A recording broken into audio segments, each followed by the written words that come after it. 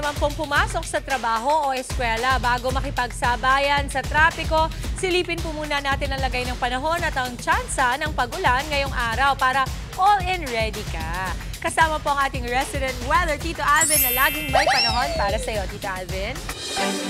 Good morning, Mami Dims, at good morning mga kapatid. Ulat panahon na po tayo ngayong araw ng Huwebes. Sa ngayon, meron tayong binabantayang low pressure area sa labas ng ating Philippine Area of Responsibility, pero malayo pa po ito. Pero inaasahan natin yan pumasok mamayang gabi hanggang bukas ng umaga. Ito po ang ating binabantayang sama ng panahon. If ever maging bagyo sa loob ng ating par, yan po ay mabibigyan ng local name na Ramil. Pero yan po ay kikilos, pakanluran na, at mataas po ang tsansang maglandfall or sumayad sa lupa. Yan po ay pinakamalapit sa ating landmass or kalupaan sa darating na linggo hanggang Lunes. Pero sa ngayon, wala pa po yung epekto sa atin. Ito lamang easterlies ang nagdadala po ng mataas na tsansa ng pag-ulan, particularly dito sa eastern section ng ating bansa. Dito sa Metro Manila, although mas maulap po ang ating panahon ngayon, medyo mababa pa yung ating tsansa ng pag-ulan ngayong umaga, pero mamayang hapon, mas magiging maulap pa yung ating panahon. At possible po yung ating mga isolated lamang o yung mga dagliang pag-ulan.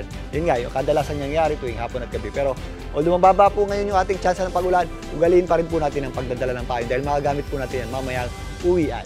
Dito naman po sa Metro Cebu, medyo mababa rin po yung ating tsansa ng pag-ulan at nagpapakita naman po yung ating araw. Posible pa rin po yung ating mga isolated o yung mga pulo-pulong pag-ulan at mga thunderstorms tuwing sumasapit ang hapon at gabi. Ganun din po ang panahon natin sa malaking bahagi ng Davao at dyan po sa areas ng Visayas.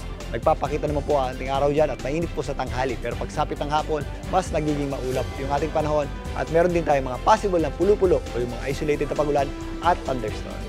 At yan muna lagay ng panahon ngayong araw ng Huwebes. Muli ako po ang inyong weather, Tito Alvin, na laging may panahon para sa iyo.